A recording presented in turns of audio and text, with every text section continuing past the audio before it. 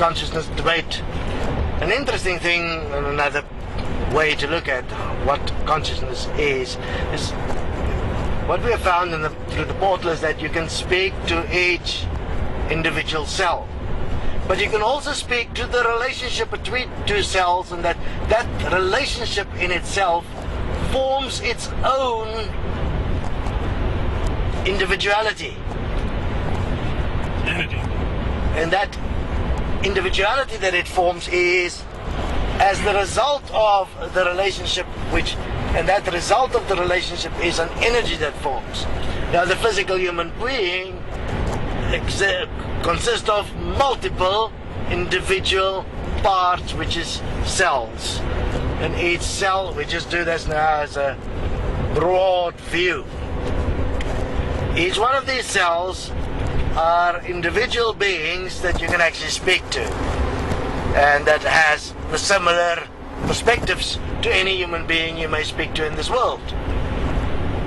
Now, what is born from the relationships that is formed between all the cells of the physical body as it moves together within the agreement of its pre-design as a system, that system being the complete physical human system, generates in that movement of relationships an energy.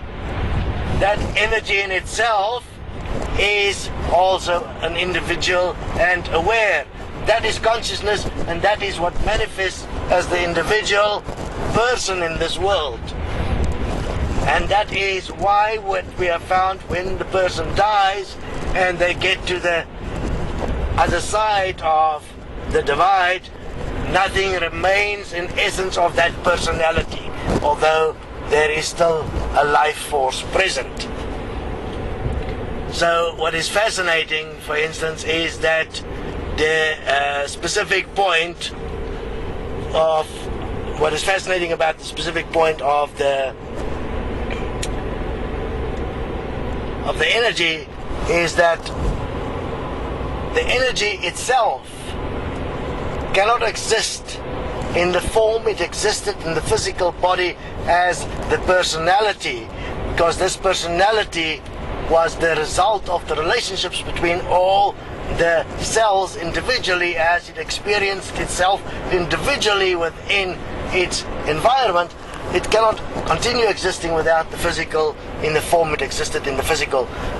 The form that exists in any environment is dependent entirely on its environment.